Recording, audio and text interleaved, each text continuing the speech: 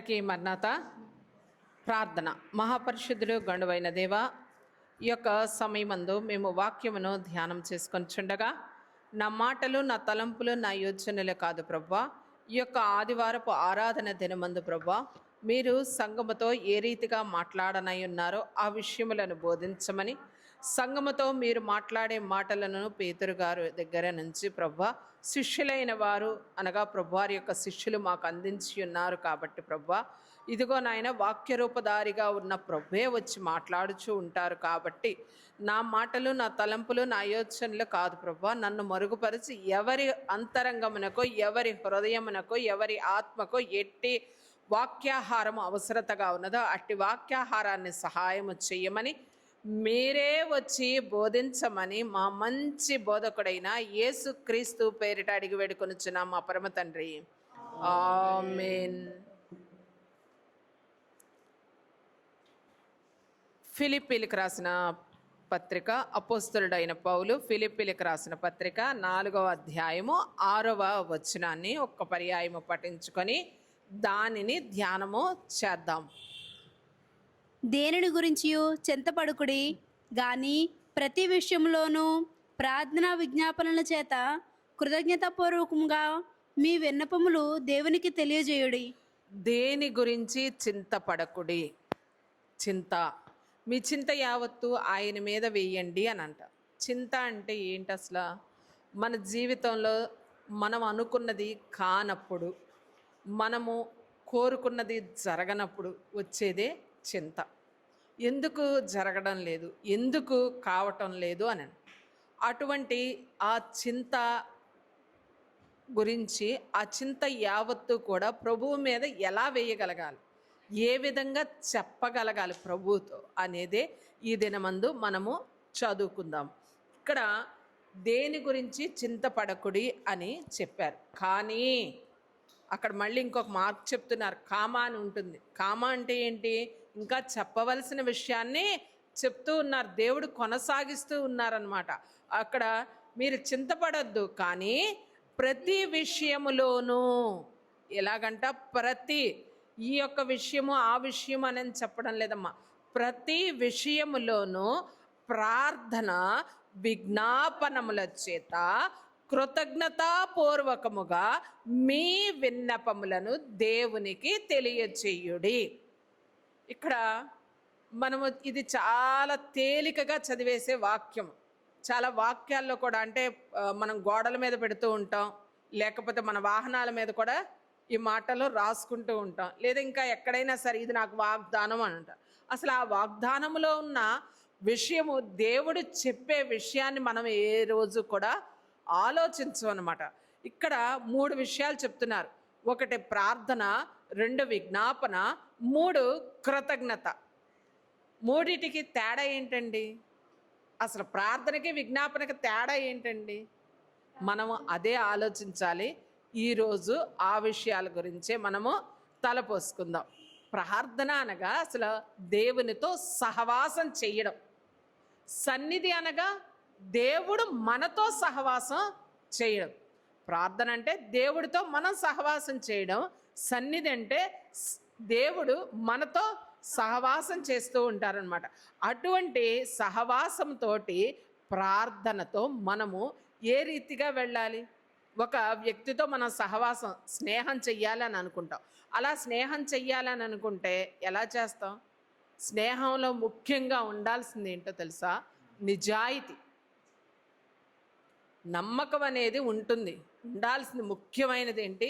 నిజాయితీ. మోసపూరితమైన అంతరంగము అనేది స్నేహములో ఉంటే అది కపటమునకు దారి తీస్తుంది. ఆ కపట రూపదారి ఎవరైనా కానీ దేవునికి అసహ్యులు. సామెతల గ్రంథం 7వ అధ్యాయంలో మనం ఇదే మాట చదువుతాం. కపటముతో కూడిన అంతరంగము అసహ్యము. ఎప్పుడైనా సరే నీవు దేవునితో సహవాసము చెయ్యాలంటే నీ అంతరంగంలో ఉండకూడనిది కపటము. కపటం ఏముంటుందండి అని అంటారు. నువ్వు ఒక విధంగా ప్రార్థన చేస్తూ ఉంటావు, ఇంకో రీతిగా ప్రవర్తిస్తూ ఉంటావు, మరి దాన్ని ఏమంటారు? కపటమనే కదా అనేది. మరి దేవునితో సహవాసం చేయడానికి వెళుతూ ఉన్నాం, అదే ప్రార్థన అని నేర్చుకుంటున్నావు. దేవునితో మాట్లాడడాన్ని ప్రార్థన అన్నప్పుడు నువ్వు పెదవులతో ఒక రీతిగా మాట్లాడుతుండి అంతరంగము ఇంకో రీతిగా తలపోస్తూ ఉంటే అది కపటం కాదా? అటువంటి కపటముతో కూడిన సహవాసం దేవునికి ఇష్టమా? అటువంటి సహవాసాన్ని దేవుడు లక్ష్య పెట్టాడు. అందుకనే దేవుడు నీ ప్రార్థన ఆలకించరు. దేవుడు నీ యొక్క ప్రార్థనను ఆలకించాలంటే నీ యొక్క సహవాసము పరిపూర్ణముగా మంచిదై ఉండవలెను. మంచి అంటే మంచి చెడు గురించి కూడా చెప్పుకున్నాం. మంచిది అంటే మనకు కావలసింది ఏంటి? ఆజ్ఞానుసారముగా మన యొక్క ప్రార్థన ఉండగలగాలి. ఇక్కడ దేవుడు మాట్లాడే విషయం గురించి చెప్పడం లేదు. నువ్వు ఏ విషయం గురించి అయినా అడుగుతూ ఉంటావు, ప్రార్థన చేస్తూ ఉంటాం. ప్రతి ఒక్కళ్ళు నిద్ర లేచినది మొదలుకొని నాకు ఇది కావాలి అది కావాలని దేవుణ్ణి అడుగుతూనే ఉంటాం. బిడ్డల విషయంలో అడుగుతాం, భర్త విషయంలో అడుగుతాం, లేకపోతే ఇంకా అనేక రకాల విషయాల్లో అడుగుతూ ఉంటాం. ఇలా అడిగినా కానీ ఆ అడిగినప్పుడు నా బిడ్డల్ని ఈ రీతిగా చూడయ్యా, కాపు కాయ్యా అని అంటాం. కానీ మనం ఏం చేస్తాం? నువ్వు కాస్తావో లేదో నేను ఇంకొక ఏర్పాటు చేసుకుంటాను. మరి అది కపటమే కదా. నువ్వు దేవునితో సహవాసం చేసే రీతిగా ప్రార్థన చేసినప్పుడు నీవు దేవుని మీద నమ్మకమే లేనప్పుడు ఆయన చేసే కార్యం నీ ఎదుట ఎలా కనబడుతుంది? కనబడదనమాట. కానీ ఇర్మియా గ్రంథంలో మనకు ఒక మాట ఉంటుంది, 33వ అధ్యాయం 3వ వచనంలో, నాకు మొరపెట్టుము నేను నీకు ఉత్తరమిచ్చేదను. అంటే ఏంటి? సమాధానము నేను నీకు చెబుతాను అంటున్నా.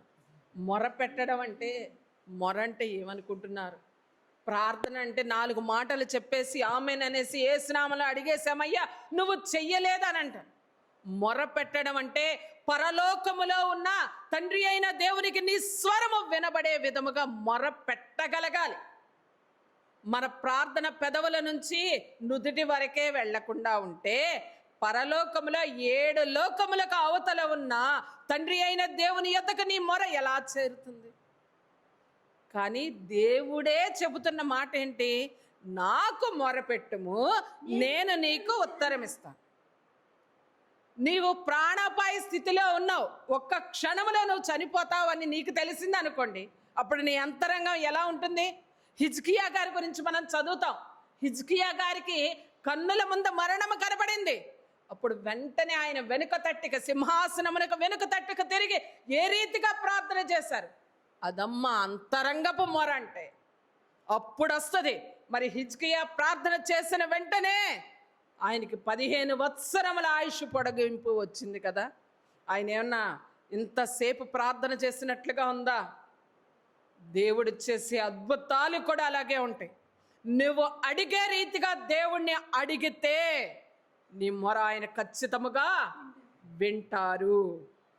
తరువాత తెస్సలోనికి రాసిన పత్రిక, మొదటి పత్రిక 5వ అధ్యాయం 17వ వచనంలో కూడా ఒక మాట, ఎడతెగక ప్రార్థన చేయండి. ఈ మాటని మనం ప్రార్థనలో వాడుతూ ఉంటాం, ప్రార్థనలో చిన్న చిన్న వచనాలుగా వాడుతూ ఉంటాం. ఎడతెగక ప్రార్థన చేయడం అంటే నాన్ స్టాప్గా ప్రార్థన చేయడమే కదా. అసలు అలాగే ఏ రోజన్నా మనం చేసామా? అంటే పెదవులతో 24 గంటల ప్రార్థన చేయగలమా? చెయ్యలేం. అందుకనే మన అంతరంగమును ఏం చేయాలి? పదును పెట్టాలి. అంతరంగమున పదును పెట్టాలంటే దేవునితో సహవాసము చేసే విధముగా నీ యొక్క పెదవులు, మనస్సు, కన్నులు, చెవులు, చేతులు, పాదములు, అంతరంగము అన్నీ కూడా ఒక్క దాటి మీదకు వచ్చేలాగా నువ్వు ప్రార్థన చేసినప్పుడు నీ పెదవులు వచించకపోయినా నీ అంతరంగము దేవునితో సహవాసము చేసే రీతిగా ఎడతెగక ప్రార్థన చేస్తుంది. మరి మోషే గారు ఉన్నారు.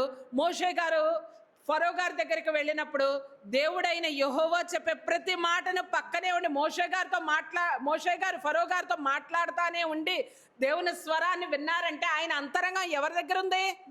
దేవుని యొద్ద ఉంది. మనం మోషే అని పిలిచేస్తూ ఉంటాం. అసలు ఆ పదం అనటానికి కూడా మనకు అర్హత ఉండదు. దేవుని అంతరంగముతో మిళితమయ్యేంత సహవాసము కలిగిన వ్యక్తిని మనం ఏకవచనంతో పలికేసేసి మోషే అలా చేశాడు, ఇలా చేశాడు అని. పరిశుద్ధులందరూ కూడా మనకు మార్గదర్శకాలు. వారి అడుగు జాడలలో వారు చేసిన విధముగా ప్రార్థన చెయ్యగలగాలి.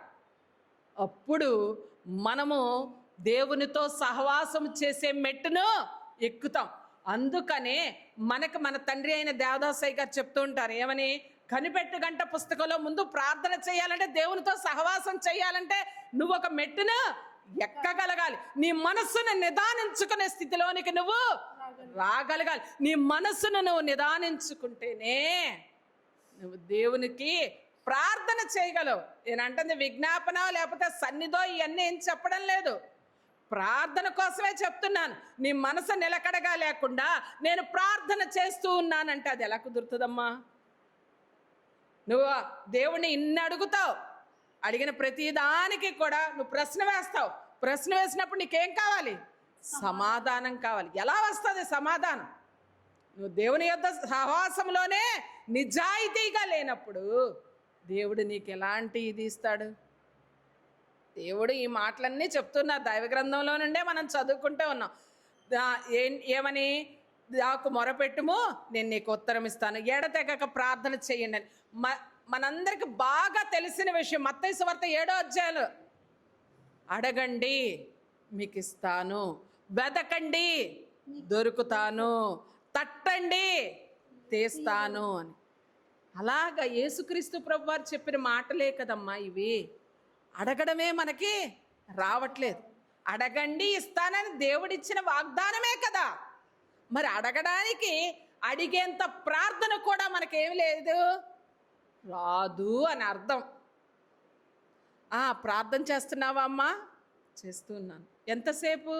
2 గంటలు ప్రార్థన చేస్తానండి నేను. మరి 2 గంటలు ప్రార్థన చేసినప్పుడు నీకు సమాధానం వచ్చిందమ్మా? నువ్వు అడిగిన దానికి ఇచ్చారా అమ్మా అనంటే సమాధానం ఉందా నీ దగ్గర? నీ అవసరతకి దేవుడు ఏదైనా సమాధానం చెప్పాడా అమ్మా? వెతికావా అమ్మా? దొరికిందా ఏమైనా? తట్టావా అమ్మా? దేవుడు తలుపు ఏమైనా తీశాడా? నీ కష్టానికి మార్గం తలుపు తీశాడా? నీ కష్టం ఉంది, ఆ కష్టంలో మార్గాన్ని ఎప్పుడైనా వెతికావా? నాకు ఈ కష్టం ఉంది, ఆ కష్టం గురించి నువ్వు అడిగావా? అడిగితే ఇస్తానని దేవుడే అంటున్నారు కదా. మరి మనం అడగడానికి కూడా మనకి 2 నాలుకలు కలిగిన మాటలతో అడుగుతాం. ఎవరి దగ్గర? దేవుని దగ్గర. సర్వసత్యమంతుడైన దేవుని యొద్ద కూడా మనము 2 నాలుకలను ఉపయోగిస్తూ ఉంటే దేవుడు కూడా చెయ్యాలా వద్దా అని ఆలోచిస్తూనే ఉంటారు. ఈ అమ్మాయి నా యొద్ద స్థిరముగా ఉన్నది, ఈ బిడ్డ నా యొద్ద స్థిరముగా ఉన్నాడు అనే తలంపు దేవుడికి లేదు. లేనప్పుడు ఏమన్నా చెయ్యాలంటే దేవుడు ఎలా చేస్తారు? అదే మనకు కీర్తనల గ్రంథం 145వ అధ్యాయం 18లో ఒక మాట ఉంటుంది తెలుసా? నిజముగా ప్రార్థించు వారికి యెహోవా సమీపముగా ఉన్నాడంట. ఎలా ఉన్నారంట? సమీపముగా, దగ్గరగా ఉన్నారంట. అంటే దాని అర్థం ఏంటో చెప్పండి. ఓ చిన్న సామెత లోకంలో ఉంటుంది, రాజుగారి పెద్ద భార్య మంచిది, చిన్న భార్య అని అన్న వదిలేసామనుకో మంచిది కాదనే కదా అర్థం. ఇక్కడ నిజముగా ప్రార్థించు వారికి అంటే మనం నిజంగా ప్రార్థించటం లేదు. నువ్వు 2 గంటలు ప్రార్థన చేస్తున్నావు, 4 గంటలు ప్రార్థన చేస్తున్నావు, కానీ నీ ప్రార్థనలో ఏమి లేదంటున్నాడు దేవుడు. నిజమే లేదు, మోసమే ఉంది. నీకు కావలసినవన్నీ ఇచ్చే దేవుడి దగ్గరే నీ ప్రార్థన మోసపూరితంగా ఉంటే, అక్కడే నిజం లేకపోతే నీకు సమీపముగా దేవుడు ఎలా ఉంటారు?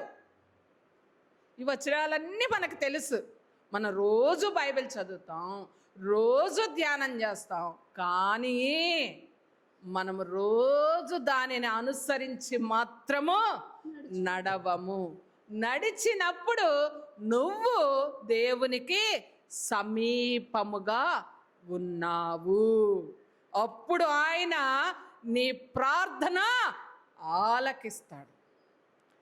నువ్వు నిజంగా ప్రార్థన చేయకుండా నాకు ఇది జరగలేదు, నా బిడ్డ విషయంలో జరగలేదు, నా యొక్క భర్త విషయంలో జరగలేదు, నా కుటుంబం విషయంలో జరగలేదని నువ్వంటే దేవుడైనా ఎలా చేస్తాడు? చెయ్యరు. ప్రార్థన అనేది మన అవసరత కోసం కాదమ్మా. అవసరాలు ఉంటాయి, ముందు నువ్వు సరిగా ఉంటే అవసరాలు కూడా అవే తీరిపోతాయి. నువ్వు నీ అంతరంగము స్థిరముగా ఉండనంత వరకు కూడా నీ అవసరాలు తీరవు. అదే ఇక్కడ చెబుతుంది. ప్రతి విషయము, ఈ విషయం ఆ విషయం అని కాదు, ఇది దేవుడు చేస్తాడు, ఇది మాత్రం నా ఇష్ట ప్రకారం చేసుకుంటానన్న తలంపులు ఉంటున్నాయి ప్రస్తుత క్రైస్తవ్యం. లేదా గత వారం చెప్పుకున్నాం, మనకు నచ్చింది చెప్పుకునే, మనకు నచ్చింది చేసే బోధకుల్ని మనం ఎంచుకుంటాం. అలా ఉండగలిగే దురద చెవులు మనకి ఉంటాయి. అలా చెప్పగలిగే మనుషుల్ని మనం ఏర్పరుచుకుంటాం.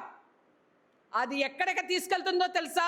నిన్ను పాతాళమునకు తీసుకువెళుతుంది. ఆ పాతాళములో నీకు జీవిత కాలము చెరలోనే ఉంటాం. అమ్మా కాదు ఇలాగా అని చెబితే నీకు కష్టముగా ఉంటుంది. ఆ కష్టాన్ని ఒప్పుకోవడం మన అంతరంగము ఒప్పుకోదు. అలా ఒప్పుకోనంత కాలము కూడా నీ ప్రార్థన దేవుని యొద్దకు చేరదు. ఇక్కడ మనం 3-4 వచనాలు చదువుతున్నాం, కానీ దైవ గ్రంథంలో 248 ప్రార్థనల గురించి విజ్ఞాపనలు, ప్రార్థన నెరవేర్పులు, ప్రార్థనలకు కలిగిన సమాధానాలు ఉన్నాయి. మనము భయపడరాదు క్రీస్తు విశ్వాసాన్ని కీర్తనలో పాడుతుంటాం. 365 రోజులకు 365 వాగ్దానాలు దైవ గ్రంథంలో దేవుడు రాసి పెట్టాడు. జనవరి 1వ తారీఖు నుంచి డిసెంబర్ 31వ తారీఖు వరకు ప్రతి ఒక్క రోజు దేవుడు వాగ్దానాన్ని నెరవేర్చాలంటే దేవునికి నచ్చిన విధముగా ప్రార్థన చేయగలిగే అంతరంగము నీలో ఉండగలగాలి. అలాంటి అంతరంగమునే దేవుడు కోరుకుంటున్నాడు. ఒక్క విషయంలో కాదమ్మా, ప్రతి విషయంలో కూడా దేవుడు ఏం కోరుకుంటున్నాడంట? ప్రార్థన. రెండవది విజ్ఞాపన. విజ్ఞాపన అంటే మనకు ప్రార్థనకే ఇది లేదు, విజ్ఞాపన ఏం చేస్తామని చెప్పండి? విజ్ఞాపన అంటే నీ అంతరంగాన్ని ఒలికించడం. సమూయేలు గ్రంథంలో చదువుతాం, సమూయేలు గారు పుట్టడం కొరకు హన్నా గారు ఒలికించారు అంతరంగమును. ఆమె పెదవులతో చెప్పినదా? ఏలీ గారు వచ్చి అడిగి ఉన్నారు, నువ్వు మత్తురాలువై ఉన్నావని. కానీ నా అంతరంగాన్ని దేవుని అంతరంగంతో మిళితము చేసే విధముగా నేను విజ్ఞాపన చేస్తున్నానని ధైర్యముగా చెప్పగలిగింది. అంత ధైర్యముగా చెప్పగలిగే విజ్ఞాపన ఎప్పుడు వస్తుందో తెలుసా? ఇది పెదవులతో రాదమ్మా, అంతరంగముతో వస్తుంది విజ్ఞాపన అనేది. యేసుక్రీస్తు ప్రభువారు దివారాత్రములు కూడా నీ కోసం, నా కోసం, మనందరి కోసం విజ్ఞాపన చేస్తూ ఉన్నారు. అంత విజ్ఞాపన అంటే ఏంటనుకుంటున్నారు? అంతరంగములోనే దేవుని అంతరంగముతో మిళితమయ్యే విధముగా మన కొరకు ఈ బిడ్డ గురించి, ఈ బిడ్డ గురించి అని ప్రతి ఒక్కరి కొరకు ఏర్పరచబడిన వారి కొరకు మాత్రమే యేసుక్రీస్తు ప్రభువారు విజ్ఞాపన ప్రార్థన చేస్తూ ఉన్నారు. అటువంటి విజ్ఞాపన ప్రార్థన చెయ్యగలిగినప్పుడు మాత్రమే నీవు కృపా సింహాసనము యొద్దకు ధైర్యముగా చేరతావు. కృపా సింహాసనము యొద్దకు ధైర్యముగా చేరడం అంటే దేవుడు ఇవ్వవలసిన దానికన్నా ఎక్కువగా ఇవ్వడం. నీ యొక్క గురి పరలోకము ఉంటే పరలోకములో 7 స్థానములు కాదు, 7 లోకములు కాదు, దేవుని కుమారుని ప్రక్కన కూర్చుండే స్థానము. ఆ ధైర్యము కొరకు నువ్వేం చేయాలి? విజ్ఞాపన చెయ్యాలి. ఆ విజ్ఞాపన చెయ్యాలంటే మనకు ప్రార్థనే రావట్లేదు, విజ్ఞాపన ఎలాగా?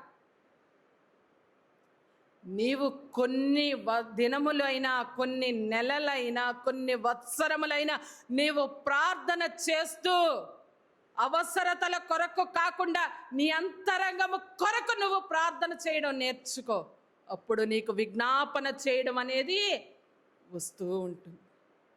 కానీ మనము దానిని లక్ష్య పెట్టం. మన యొక్క సమస్య తీరిపోవాలి, మన యొక్క అంతరంగ కోరిక నెరవేరిపోవాలి. ఇంకా అసలు అక్కడ ఆలోచించడానికి కూడా ఉండదు. చూడమ్మా, మత్తయి సువార్త 6వ అధ్యాయం 8వ వచనంలో ఒక మాట ఉంటుంది. దీని గురించి మన విచారము కూడదు నీకు పాటలో కూడా మన తండ్రి గారు మనకు ఒక కీర్తన చరణమును కూడా రాసి ఉన్నారు. ఏమని? మనకు అవసరమైనవి అడగక ముందే ఎవరికి తెలుసంట? తండ్రి అయిన దేవునికి తెలుసంట. ఇది ఎవరో చెప్పింది కాదు, యేసుక్రీస్తు ప్రభువారు తండ్రి అయిన దేవుని గురించి చెప్తున్న సాక్ష్యము. మన అంతరంగంలో ఏముంటుందో మనం అడగడానికి ముందే ఎవరికి తెలుసంట? దేవునికే తెలుసు. మరి అలా తెలిసినప్పుడు నా అంతరంగాన్ని సరిచేయండి అయ్యా, నా యొక్క ఆత్మను సిద్ధపరచండి అయ్యా అని విజ్ఞాపన చేయడానికి మనకి ఎక్కువ సమయం పట్టదు కదా. ఏలియా గారు ప్రార్థన చేశారు. ఏమని? నీ యొక్క అద్భుతాన్ని ఇప్పుడు ఈ సమయమందు ఈ జనులంతా చూచే విధముగా నీ అగ్నిని దించమని, కుమ్మరించమని ప్రార్థన చేశారు. ఎంత ప్రార్థన అది! చాలా చిన్న ప్రార్థన, ఒక చిన్న సెంటెన్స్. మరి అంత చిన్న ప్రార్థనతో దేవుని యొక్క అగ్ని దిగి అక్కడ బలి పశువులన్నింటినీ వధించడమే కాదు, అక్కడ 300 మంది బయలు ప్రవక్తలను ఏలియా గారు ఏం చేశారు? హతమార్చారు. అంత ధైర్యం ఎలా వచ్చింది? దేవుని అంతరంగముతో ఏలియా గారి యొక్క అంతరంగము కలిసిపోయింది, మిళితమైంది. నీకు కూడా ఈ కష్టంలో ఉండొచ్చు, నష్టంలో ఉండొచ్చు, ఏ బాధలో అయినా ఉండొచ్చు. నీ యొక్క అంతరంగము దేవునితో మిళితమైనప్పుడు నువ్వు ఏ అద్భుతాన్నైనా చేయగలవు. యేసుక్రీస్తు ప్రభువారు అద్భుతాలు చేశారు అని అన్నప్పుడు పేతురు గారు అడిగితే, శిష్యులు అడిగితే ఆయన చెప్పినది ఏంటి? మీరు కనుక నిజముగా విశ్వాసముంచితే నాకన్నా అద్భుతమైన కార్యములు చెయ్యగలరు అని చెప్పారు. అంత అద్భుత కార్యములు చెయ్యాలంటే మన దగ్గర ఏమీ లేదు, ప్రార్థన లేదు, విజ్ఞాపన లేదు. మరి ఎలా జరుగుతుంది? ఇంకొక విషయం చెప్పనమ్మా, మనం విజ్ఞాపన చేస్తూ ఉంటాం. విజ్ఞాపన చేయడం అంటే నీ అంతరంగము దేవుని అంతరంగంతో కలిసిపోయే విధంగా విజ్ఞాపన చేయడం. నీ యొక్క స్థితిని దాచకుండా దేవుని ఎదుట చూపించగలగడం. నువ్వు ప్రార్థన చేసుకునేటప్పుడు యేసుక్రీస్తు ప్రభువారు మత్తయి సువార్త 6వ అధ్యాయంలో చెప్తారు, రహస్యముగా గదిలోనికి వెళ్ళి తలుపులు వేసుకొని, అవునా, ముసుగు వేసుకొని ప్రార్థన చేయమని.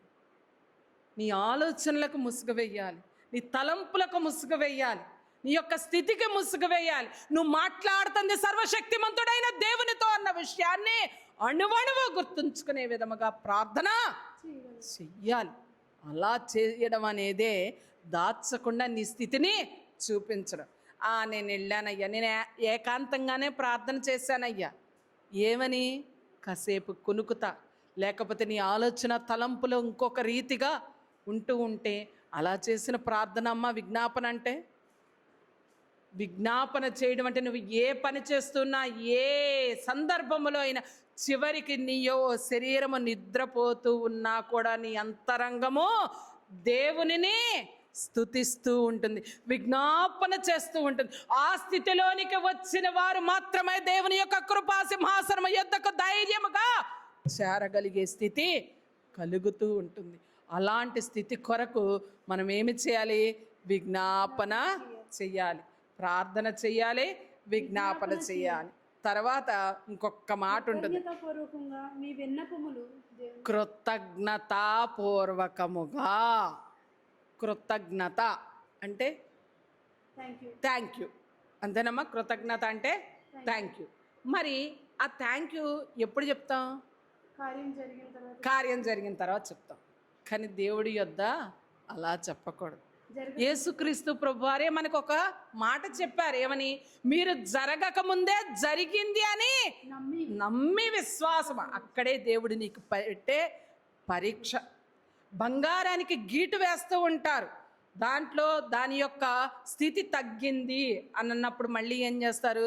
కాలుస్తారు. అవునా? దానిలో ఉన్న దోషమంతా పోయేంత వరకు కూడా దానిని కాల్చి కాల్చి కాల్చి కాల్చి శుభ్రమ చేస్తూ ఉంటారు. మరి మన యొక్క విశ్వాసాన్ని కూడా దేవుడు అలాగే కాలుస్తూ ఉంటారు.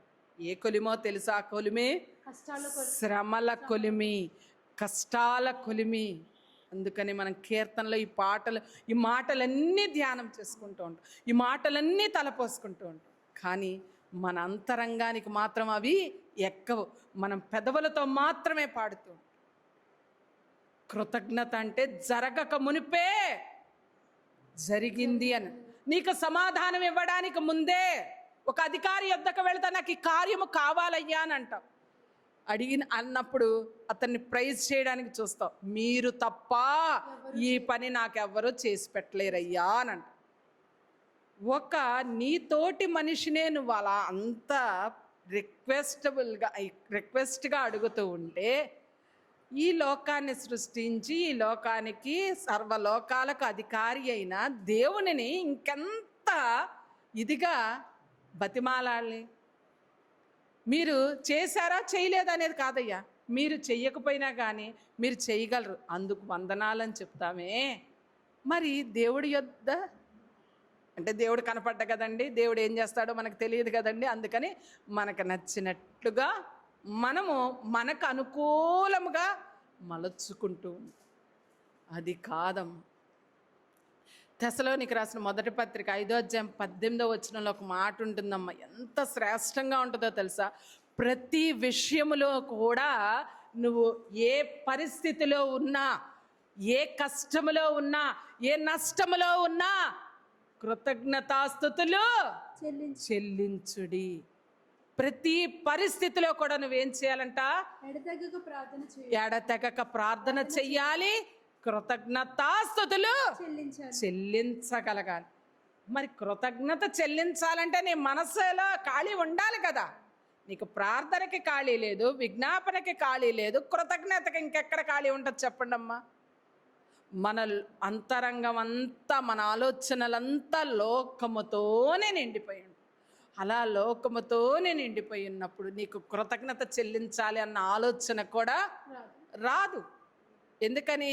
నాకు ఈ మార్గం కాకపోతే ఇంకో మార్గం. అందుకని నువ్వు 100 మార్గాలు ఏర్పరచుకున్న ఇర్మియా గ్రంథంలో ఒక మాట ఉంటుంది తెలుసా? నువ్వు ఆయా దారులు వెళితే అసలు నువ్వు దిగవలసిన దారే మర్చిపోతావు. అలాగే నీవు ఈ దేవునితో ఈ విషయం చెప్పినప్పుడు దేవుని దీనికి సమాధానం ఇస్తారు అన్న విషయాన్ని నువ్వు అక్కడ నమ్మాలి. అలా కాకుండా నీ యొక్క ఆలోచన చొప్పున నువ్వు చేసుకుంటూ ఉంటే అసలు నువ్వు అడిగిన ప్రశ్నే నీకు గుర్తుండదు. అర్థమైందమ్మా? తర్వాత కొలస్సీలకు రాసిన పత్రిక 4:2 కూడా కృతజ్ఞతతో కూడిన ప్రార్థన చేయగలగ. ఎలాగంట? కృతజ్ఞతతో కూడిన ప్రార్థన. అయ్యా నాకు ఇది కావాలని నేను అడుగుతూ ఉన్నాను, కానీ నువ్వు ఇవ్వడానికి ముందే నువ్వు ఇచ్చేసావని నేను నమ్ముతున్నాను అని నువ్వు కృతజ్ఞత చెల్లించగలగాలి. అటువంటి ప్రార్థన, మెలకువగలిగిన ప్రార్థనను నువ్వు చెయ్యగలగాలి. అదే కృతజ్ఞత. వచ్చేసిన తర్వాత థ్యాంక్ యూ చెప్పడం గొప్ప కాదు, రాకముందు దేవునికి కృతజ్ఞతలు చెల్లించడం మన యొక్క విశ్వాసాన్ని మెరుగుపరుచుకోవడం. మన విశ్వాసానికి దేవుడు వేసే గీటు వేస్తారని చెప్పాను కదా, ఆ గీటికి నువ్వు నెగ్గుకొచ్చినట్లు, వన్నె తెచ్చుకున్నట్లు, నీవు నిజమైన మేలిమి బంగారము వలె మారినట్లు. కీర్తనల గ్రంథం 108 అంతా ఒకటే మాట ఉంటుంది, దేవునికి కృతజ్ఞతాస్తుతులు చెల్లించుడి. కృతజ్ఞతాస్తుతులు చెల్లిస్తూ ఆయన గుమ్మములలో ప్రవేశించుడి అని ఉంటుంది. ఆయన గుమ్మములో ప్రవేశించడం. ఆయన గుమ్మం ఎక్కడుంటుందమ్మా? దేవుని ఆలయమే ఆయన యొక్క గుమ్మం. దేవా 6 దినములు నాకు ఇచ్చావు, 6 దినములు ఈ రీతిగా నేను నా కుటుంబముతో, నా బిడ్డలతో ఈ రీతిగా ఆరోగ్యముతో, జీవముతో ఉన్నాను అని ఒక్క రోజైనా ఆలయంలో అడుగు పెట్టారా? ఎందుకని? మనకు అసలు ఆ తలంపే లేదు. ఆదివారం గుడికి రావాలి, మన తల మీద దీవెన తీసుకోవాలి, వెళ్ళిపోవాలి. మరి నువ్వు 6 రోజులు బ్రతికింద బ్రతుకు దేవుడిచ్చిన భిక్షే కదా. క్షణము, ఒక్క క్షణము దేవుడు అన్నారనుకోండి, నీ యొక్క జీవం ఉంటుందా? ఆగిపోతుంది. మరి అలాంటప్పుడు దేవుని గుమ్మములోనికి వచ్చేటప్పుడు మనం ఎంత కృతజ్ఞతతో నిండి రావాలి. నీ యొక్క పూర్ణ హృదయం ఎక్కడుంటుంది? పూర్ణ హృదయం అని అంటే అసలు పూర్తి హృదయమే మనకు ఉండదు. ఎందుకని? కొన్ని ఆలోచనలు పక్కకి, కొన్ని ఆలోచనలు లోకంలోకి, కొన్ని ఆలోచనలు తర్వాత ఏం చేయాలని, ఇన్ని రకాల ఆలోచనలు ఆలోచిస్తూ ఉంటాం. పూర్ణ హృదయంతో నాకు ఒక మాట ఒకళ్ళు చెప్పి ఉన్నారు. ఏంటో తెలుసా? మనమంట తల దువ్వుకునేటప్పుడు కూడా ఒక 2 నిమిషాలు 2 సెకండ్లో ఏమో తల దువ్వుకుంటాం. ఆ 2 సెకండ్లు కూడా మన అంతరంగానంట మనం దువ్వే తల మీద పెట్టమంట. ఇది నాకు ఒక వృద్ధులు చెప్పారు నేను చదువుకునేటప్పుడు, గురువు గారు. 2 సెకండ్లు కూడా నీ అంతరంగాన్ని నువ్వు చేసే పని మీద పెట్టవు. ఏది? తల దూకోవడం. అద్దంలో చూసే కదా మనం దూకుంటాం. అలా పెట్టనప్పుడు నీవు చదువు మీద ఎలా దృష్టి పెడతావు? లేదా నీ వృత్తి మీద ఎలా దృష్టి పెడతావు? నిన్ను సృష్టించిన సృష్టికర్త అయిన దేవుడి మీద ఎలాగ దృష్టి పెట్టగలవు? ఆ మాట ఇన్ని వత్సరాలు గడిచినా నాకు జ్ఞాపకం ఉంటుంది. నేను ఏ పని చేస్తా ఉన్నా కూడా నేను దాని మీద దృష్టే పెడతాను. పక్కకి ఆలోచన తిప్పడానికి, ఆ పని అయిన తర్వాత మళ్ళీ ఇంకొక ఆలోచనలోనికి వెళతాను. అలా ఉండగలిగితే అప్పుడు ఉంటుంది నీ అంతరంగంలో, ఆహా ఈ పని చేస్తూ ఉన్నాను కదా, దీనికి దేవునికి జరిగినా జరగకపోయినా కృతజ్ఞతలు చెల్లించాలి. నేను ఈరోజు ఆలయానికి వస్తున్నాను, నేను దేవుడి గుమ్మం దగ్గరికి వచ్చాను, పాదాలను కడుగుకున్నాను, శుభ్రముగా దేవుని గుమ్మములోనికి అడుగు పెడుతూ ఉన్నాను. దేవారు దినములో నా కుటుంబాన్ని కాపాడావని కృతజ్ఞతతో ఒక్క దినము కూడా నేను రాకుండా ఉండలేదు. ప్రార్థన చేయకుండా ఏ దినము కూడా నేను ఆలయంలోకి అడుగు పెట్టను. ఎందుకంటే కృతజ్ఞతని దేవుడు చేసిన ప్రతి ఉపకారములోనూ ఆయనకు కృతజ్ఞతాస్తుతులు చెల్లించుడు అని మనము ఆయన చేసిన ఉపకారములో దేనిని మర్చిపోవద్దనంటే, అంత మర్చిపోకుండా ఉండే అంతరంగము కూడా ఉంచుకునే బాధ్యత నీదా దేవుడిదా? అదే కదా దేవుడు చూసేది. వేరే ఏమి చూడమ్మా, నీ యొక్క మనస్సు, నీ యొక్క నిజాయితీ, నీ యొక్క విశ్వాసము, ఇవే దేవుడు చూస్తూ ఉంటారు. మరి అలా ఉండగలిగే విధముగా నీ మనస్సు లేనప్పుడు నీ చింత ఎలా పోతుంది? నీకు ప్రార్థన ఎలా వస్తుంది? విజ్ఞాపన ఎలా వస్తుంది? ఇంకో భాగం ఉంటుంది. ఇందాక చెప్పానుగా, మీ చింత యావత్తు ఆయన మీద వేయండి అని చెప్పడానికి మొదలు పెట్టేటప్పుడు. ఇప్పుడు చెప్దాం, మన చింతన దేవునికి ఎలా అప్పగించాలి. మొదటి పేతురు గారు రాసిన మొదటి పత్రిక 5వ అధ్యాయం 7వ వచనంలో ఒక అద్భుతమైన మాట. ఈ మాట అంటే నాకు బైబిల్లో ప్రతి మాట, దేవుడు చెప్పే ప్రతి మాట కూడా నేను అదే దేవుడు నాతో మాట్లాడుతూ ఉన్నారని తలపోసుకుంటాను. ఆయన మిమ్మల్ని గురించి ఏం చేస్తున్నారంట? చింత యావత్తు ఆయన మీద వేయుడి. చింతించుచున్నాడు కాబట్టి మీ చింత యావత్తు ఆయన మీద వేయుడి. అసలు నీకు చింత అనేది ఉంది, నువ్వు ప్రార్థన చేస్తున్నావు, నీ చింత ఆయన మీదకు వెయ్యాలంటే ఆయన నీకు తెలియాలి కదా. తెలియకుండా ఎవరి మీద వేస్తావు? పోనీ నువ్వు వచ్చావు, దేవుని యొద్ద మోకరించావు, అడిగావు, వచ్చిన తర్వాత చింత వేసేసి, నీ యొక్క సమస్యే కదా చింత, సమస్య తీరకపోతే దాన్ని చింత అంటారు. వేసేసిన తర్వాత ఇది దేవుడు చేస్తాడు అని నువ్వు అక్కడ వదిలేసి ఆయన మీద వేసేసి నా భారం వెళ్ళిపోతున్నావా? నీ భారం యెహోవా మీద మోపము, ఆయన నీ కార్యమును సఫలపరుస్తారు అని వాగ్దానాలు మాత్రం రాసుకుంటాం. మన గృహాల్లో మాత్రం వాగ్దానాలను పెట్టుకుంటూ ఉంటాం. కానీ మన అంతరంగములలో, మన హృదయము అనే పలక మీద మాత్రం మనం వాటిని రాయం. దేవుడు పేతురు గారు చెప్తూ ఉన్నారు ఏమని? యేసుక్రీస్తు ప్రభువారు ఇలా చెప్పారనే కదా ఆయన కూడా రాస్తున్నారు, పత్రిక రాస్తూ ఉన్నారు. ఏమని? నీ చింత యావత్తు ఆయన మీద వేయుడి. మన చింతను ఆయన చింతగా మార్చుకొని మన చింతకు కావలసిన సమాధానము ఆయన మనకు ఇస్తారు. తర్వాత సామెతల గ్రంథంలో 3:5-6 ఒక మాట ఉంటుందమ్మా. నీ పూర్ణ హృదయముతో యెహోవా మీద నమ్మకము ఉంచి నీ చింత అంతా తీసివేసుకునే విధముగా ఈ కార్యము నేను ఆల్రెడీ దేవుడికి చెప్పేశాను, దేవుడు చేస్తాడు అన్న నమ్మకంతో నువ్వు ఆలయంలో అడుగు బయట పెట్టగలవా? కాదు. ప్రార్థన చేస్తాం. ప్రార్థన చేసిన వెంటనే ఏం చేస్తామో తెలుసా? మనం ఇది అయ్యిద్దో కాదో, మనం గుడికి నుండి బయటికి వెళ్ళిన తర్వాత ఏం చెయ్యాలి, ఎవరిని అడగాలి, ఎవరితో మాట్లాడాలి అని ఆలోచిస్తామే. కానీ మన చింత ఇక్కడ చెప్పేశాం, ఇక్కడ వేసేసాం, ఆయన తీరుస్తాడు. లేదంటే నేను మళ్ళీ తర్వాత దేవుని యొద్దకు మరి ఒకసారి వచ్చి గలుగుతాను అన్న ధైర్యము మాత్రం నీలో లేదు. మన చింత గురించి ఆయనే చింతపడతా ఉంటే మనకి ఇంకెంత ధన్యత ఉండాలి. కానీ ఆ విషయాన్ని మనము మరుగు చేసుకుంటూ ఉంటాం అన్నమాట. యేసుక్రీస్తు ప్రభువారు కూడా చెప్పారు, ప్రయాసపడి భారం మోయువారులారా నా యొద్దకు రండి, నేను మీకు విశ్రాంతినిస్తాను అని చెప్పి. మరి ఆ విశ్రాంతి కావాలి అంటే మన చింత వెయ్యడము మనకు తెలియగలగాలి. అప్పుడు దొరుకుతుందమ్మా. నువ్వు చింత యేసుక్రీస్తు ప్రభువారి ద్వారా దేవుని మీద వేశావు అంటే నీకేం తెలుస్తుందో తెలుసా? సమాధానము దొరుకుతుంది. నేను ఇది ప్రసంగం ఇంత చెప్పినట్టు ఉంటుంది, ఇవన్నీ రెప్పపాటు కాలంలో జరిగిపోతాయి తెలుసా మీ అందరికీ. అలా చెయ్యడానికి మీరు అభ్యాసము చెయ్యాలి, ప్రాక్టీస్ చేయాలి. నేను ఇలా వెళ్ళాను వచ్చేసాను, దేవుడు నాకేం సమాధానం చెప్పలేదంటే రాదు. నీ అంతరంగము మెరుగుపడేంత వరకు, నీ యొక్క పాపపు స్థితి, పాపపు నైజము విడిచిపెట్టే వరకు, నువ్వు మళ్ళీ అలా చెయ్యవు అన్న తీర్మానం దేవునికి వచ్చే వరకు కూడా ఆయన నీ చింతకు సమాధానము ఇవ్వడు. ఎందుకంటే మనము మనుష్యులము, తప్పిపోయే గొర్రెలము.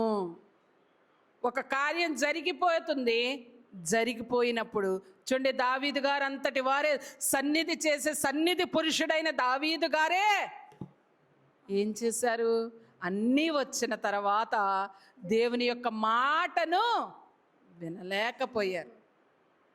అందుకనే ఆయన చెప్తారు, దేవుని యొక్క సన్నిధికి వెళ్ళడానికి కూడా వెరచియున్నారని మనము చదువుకుంటూ ఉంటాం. దావీదు గారు సాతాను చేత ప్రేరేపింపబడినప్పుడు అన్న వాక్యాన్ని మనం తలపోసుకుంటూ ఉంటాం. దినవృత్తాంతాల గ్రంథం 20వ అధ్యాయం ఈ మాటలన్నీ వ్రాయబడి ఉంటుంది, ఈ కథ అంతా రాయబడి ఉంటుంది. అక్కడ చివరి మాట చెప్పేది, దావీదు గారు సన్నిధికి వెళ్ళడానికి కూడా వెరచను అని భయపడి ఉన్నారు. మన అవసరతలు తీరిన తరువాత మనము దేవునికి దూరముగా ఉంటాం.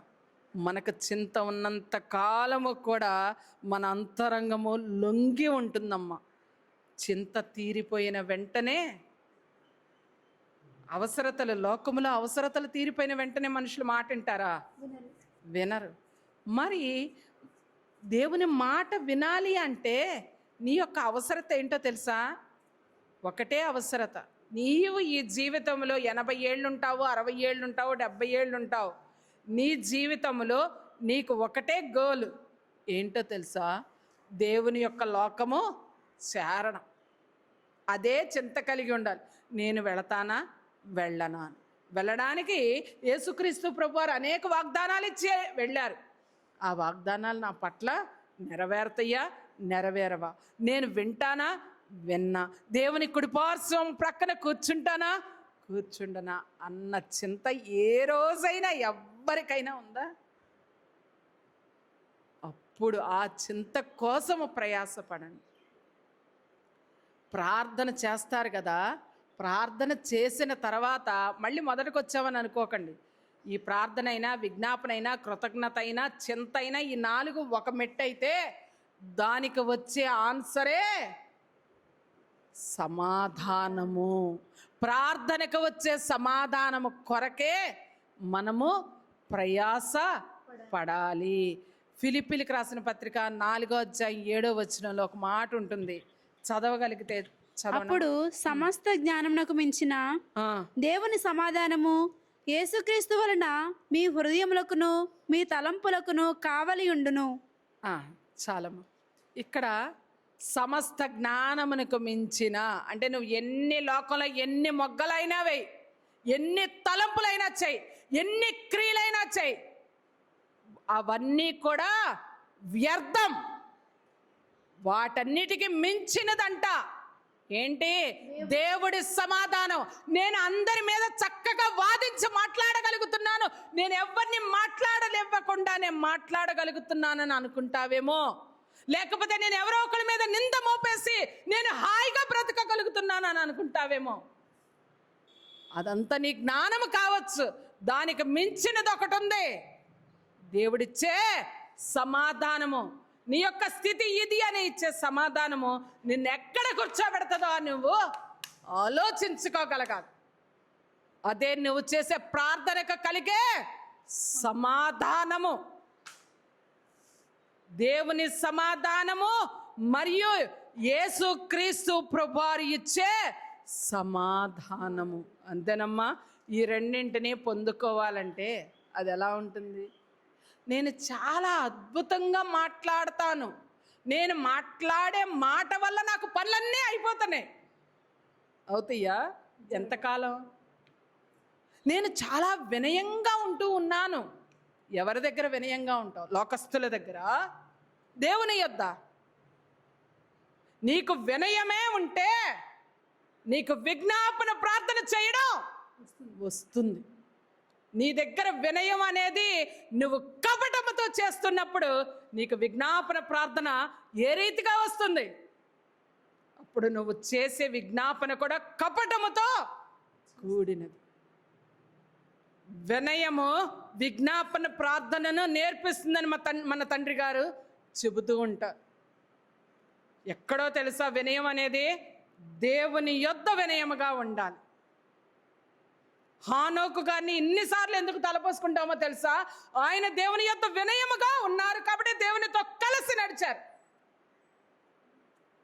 అంత వినయము కలిగినప్పుడు నీ జ్ఞానం పనిచేయదంట.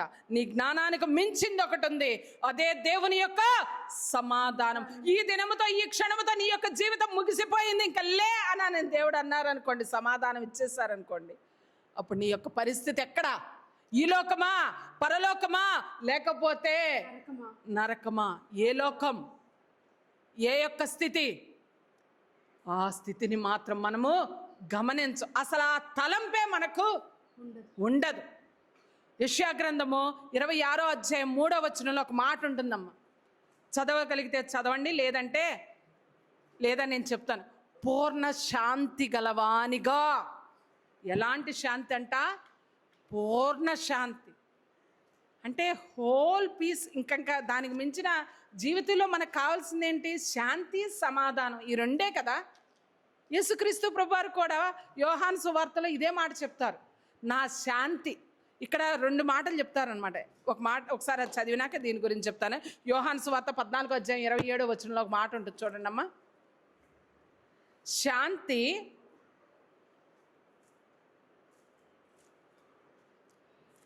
ఇక్కడ 2 శాంతుల గురించి చెప్తారు. ఒకటి శాంతి, నా శాంతిని మీకు అనుగ్రహించున్నానని 2 మాటలు చెప్తారు.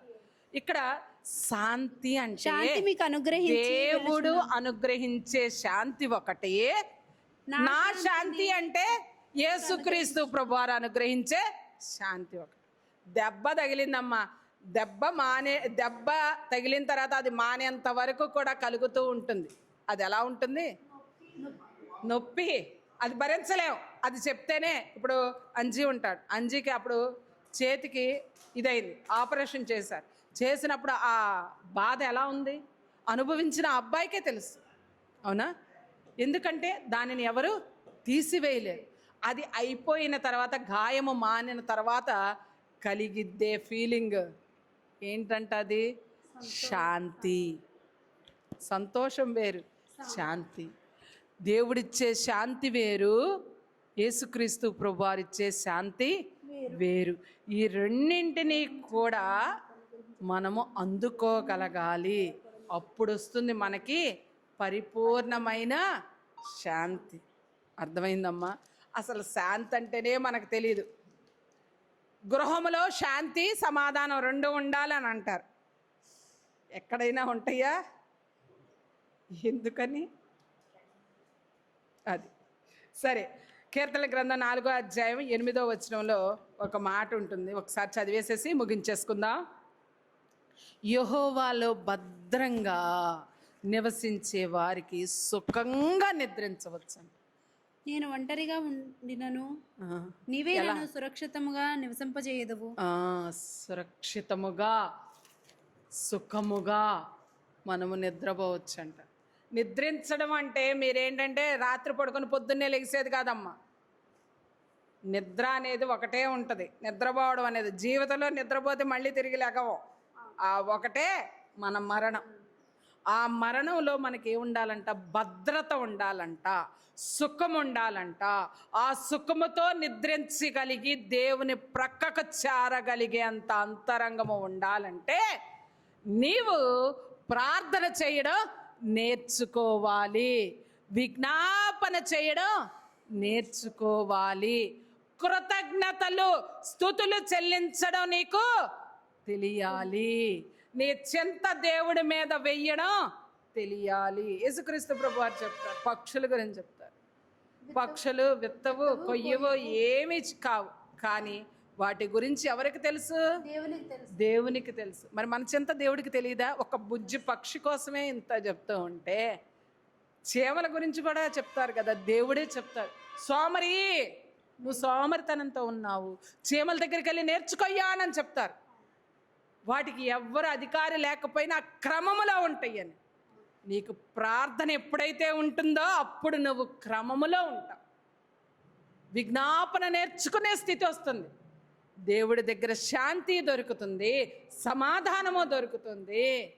నీకు అన్నిటికీ మించిన భద్రత, సుఖము, నిద్ర ఇవన్నీ కూడా కలుగుతాయి. అట్టి ధన్యతాత్రతో తండ్రి మన ಎಲ್ಲರಿಗೂ అనుగ్రహించును గాక.